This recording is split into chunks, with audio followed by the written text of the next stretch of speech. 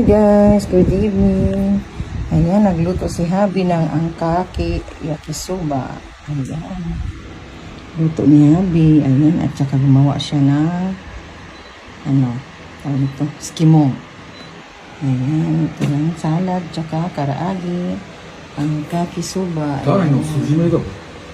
At saka ito lang ko lang tayo ng isda. Ito guys, ang dinner namin guys. Kain tayo. Ayan, kaluluto lang ito guys. Sarap ito. Ayan, puro gulay. Ayan guys. Ayan, sarap ito. Angkaki soba. Ayan guys. Kain tayo guys. Oh, kailangan na ihalo. Kasi nandito yung sauce niya.